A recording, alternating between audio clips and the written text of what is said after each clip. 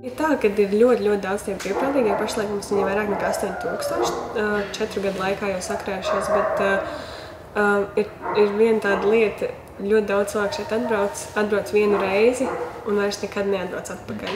Un mēs pat īsti nevaram noteikt, cik ir tas skaits, kas brauc regulāri. Kaut vai reizi mēnesī atbrauc un izteicina tos suņus. Un tas arī tiem dzīvniekiem, lai viņus kaut kā socializētu, lai viņus ietekmētu, lai viņi arī, jo mums tiešām paturstājam ļoti daudz dzīvnieku, kas nav socializēti, kuriem ir bail no cilvēkiem. Un tas, kas viņiem ir nepieciešams, ir tie patstāvīgie brīvprātīgie, pie kuriem viņi pierod. Viņi saprot, ka cilvēks nav slikta lieta, un arī tas tā kā vairāk palielina šo iespēju, ka tie dzīvnieki arī kādreiz atradīs savas mājas. Pirmajā reizē, kad mēs bijām, mēs ļoti pieķērāmies. Bērns pieķērās vienam sunītim. Nākamajā reizē mēs viņu izvedām ārā, un pēc tam vēl trešajā reizē braucām, un bērni saka, tā, iesim atkal pie Čelsijas. Bet Čelsijas vairs nebija. Čelsija bija tikus uz mājām. Īstenībā kaut kādus pāris gadus jau briedu atbraukt uz šajien, bet nekad nesanāca sestdienā 12. atbraukt uz tām nodarbībām, tā kā noklausīties. Un tad vasarā mēs beidzot atbraucām, tagad mēs regulāri, katrs brīvdienas varbūt gluži nesanāk, katrs otrās, kā kur aizīt sanāk, braucam ar bērniem, staigājamies. Ir izklaide svaiga, kā izklaide, ir svaigā gaisā iespēja pavadīt laiku, plus palīdzēt šiem te asteņiem izkustēties. Cik ilgi jūs jau esat brīvprātīgais Ulubelē? Gadu. Un kā jūs nonācāt līdz tam? Mani meita jaunākā, viņa dikti gribēja sunīti, bet mēs tā kā īsti sava dzīvesveida dēļ nevaram atļauties, mums nav kas viņus pieskata, kad neesam mājā. Tāpēc mēs braucam sunīšus staidzināt un ceram, ka varbūt kādreiz trāpīsies īstais. Un kādas jums vispār ir attiecības ar dzīvniekiem? Labas. Varbūt jums arī mājās kāds kaķis ir? Mums ir kaķis, ko mēs no pagāma paņēmām, kas bija pieklīdis. Un cik bieži jums sanāk atbraukt uz šejienu? Tagad pa ziemu mēs nebijām. Varētu būt, ka pēc kaut kad janvārī bijām pēdējo reizi. Un tagad pirmo reizi pēc ziemas tā pa īstam atbraucām. Mums katreiz kādu sunīti mums piešķir. Tad sunīt mēs staigājam. Šoreiz mums trāpījās maziņš, citreiz trāpās liels, tāds, kā raustās uz visām pusēm noturēt nevar. Citreiz trāpās vecs, kuru ar vilkšanu jāvelk, kurš nemaz negrib staigāt. Viņi ir bezgala daudz un dažādi. Un kādas sajūtas izraisa tad, ka jūs tā atbraucat un tiem sunītiem palīdzat? Visnotaļ pozitīvs. Sajūta laba darba padarīts. Pirms 15 gadiem bija suns no Ulubeles. Viņi šajā ziemā viņu, diemžēl, notrieca automašīnu.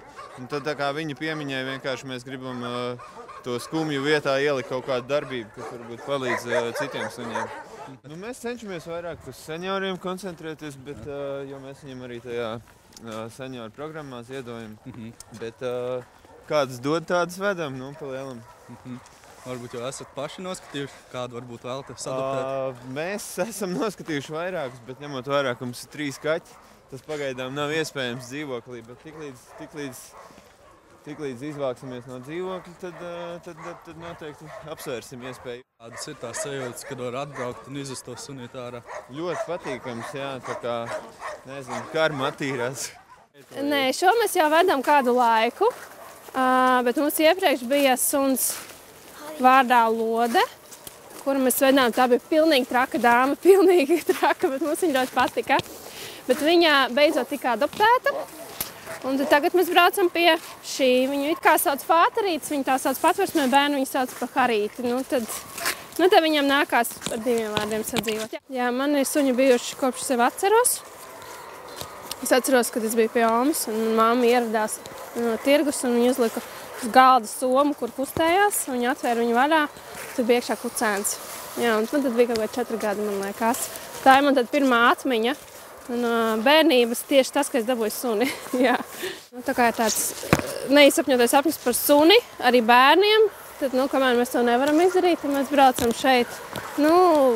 Reizi pa nedēļas nogalu mēs tagad cenšamies atbraukt. Viens ir, es domāju, ka mēs jau katrs arī brīvdienās kaut ko plānojam un daram. Un, ja mēs plānojam iziet pastaigāties, tad šī ir tāda iespēja apvienot 3 lietas. Tas ir aktivitātes svaigā gaisā, 1 lieta, 2 laiks ir ģimene, un 3 arī tas labs darbs izdarīts. Jā? Mums bija pirmais suns, mēs gājām, paņēmām kaut kādas, cik mums gadus viņš bija? 8 gadus, jā. Un tā viņš mums septembrī nomira, un tad mēs atsākām steigāt uz Patversmi. Ziedojam dzīvniekiem un ejam pasteigāties un tādā veidā. Jūs jums ir kaut kāds konkrēts suns, kur jūs esat noskatījuši, vedat ārā vai jūs? Nē. Šito mēs tagad. Šito sunu, jā. Viņš ar dzīvniekiem labāk sadzīvo, jā. Bērnam arī patīk, jā? Jā, viņš arī saka, ņemsim to, kurš priecājās visu laiku. Uznāca vienkārši vēl, un varbūt tā bija meita, kas pirmā par to ieminējās. Un tā, kad atbraucām, tad sēdēja raudā ilgi, jo viņai bija 12 gadu, un viņai suni neviens nedeva, un apliecība arī nedeva. Viņa bija tā, kas ieteica. Es domāju, ka vairāk tas varētu būt saistīts, es arī esmu aicinājis, savus paziņas arī, bet nebrauc tieši varbūt tā iemesla pēc, ka ir žēl to dzīvnieku. Jā, varbūt tas ir tikai attaisnojums, es nezinu. Es domāju, ir cilvēki arī, jā, kas atbrauc un saprot, tas nav viņam, jā, viņam iedod varbūt tādu, sunīt, kam kāja sāp, mēs parasti noskrienām, es nezinu, 10 km, šodien mēs te laikam kilometru nostaigājam tikai.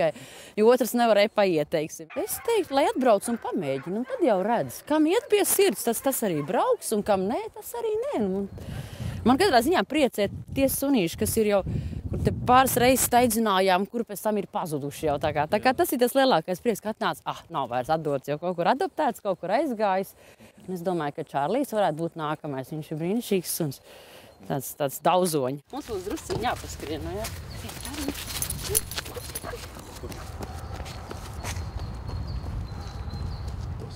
Es sāku kā brīvprātīgais. Bērnībā arī ļoti raudāju, vienkārši raudāju, šausmīgi pārdzīvoju par to, kad es redzēju klīstošus dzīvniekus. Un toreiz vēl tajā laikā, kad interneta nebija, bija tā sajūta, ka vienam pašam uzņemties kaut kādu atbildību ir diezgan traki, riskanti. Es nezinu, ko es darīšu ar viņu, kur likšu. Un tad tas pirmais solis bija tas, ka nevis raudāt un pārdzīvot nedēļām, pēc tam redzot, ka kāds klīst apkārt vai kādam ir kaut kādas nelaime notikusi, bet izdarīt kaut ko. Un tad vienkārši paņem, neraudi, bet aizēj, paņem, pēc tam sāks domāt, ko darīt. Ja? Un tā tas sākās, un tad sākumā tā bija sadarbība.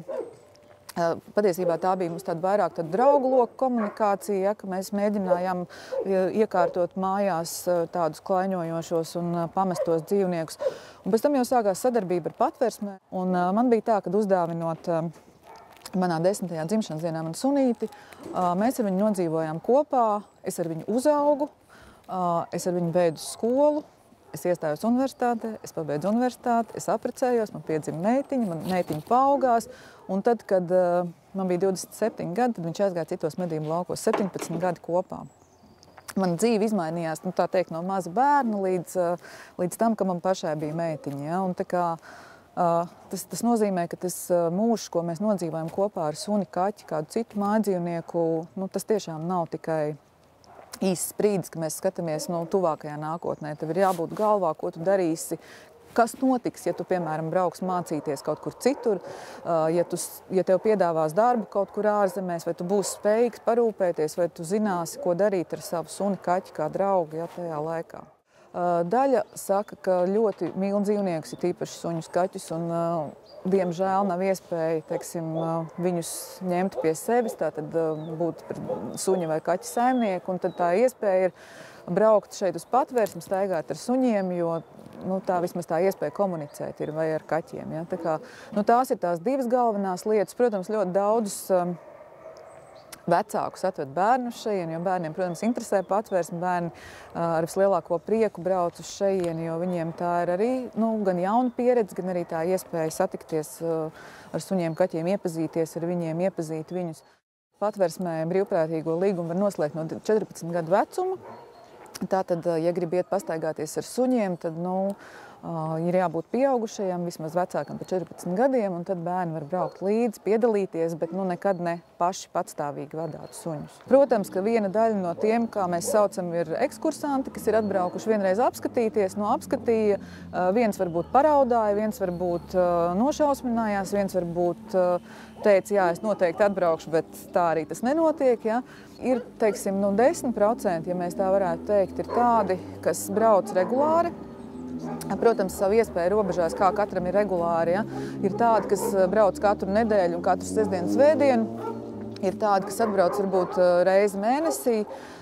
Bet man ļoti patīk, piemēram, tie cilvēki vai tās ģimenes, kuri tiešām uzstādījuši to kā tādu sev programmu mērķi, kad jā, katru mēnesi es braucu, es izvēlos dienu un es braucu. Un es netieku tajā dienā, braucu citā dienā, bet noteikti es braucu regulāri. Tu sāc saprast, kas šeit notiek, tu sāc saprast, kā reāli tu vari palīdzēt, jo tāpēc, ka tu vari palīdzēt. Ja? Kā vienmēr saka, visu pasauli izglābt nav iespējams, ja? Bet ir iespējams izglābt kādam, priekš kādu šo pasauli.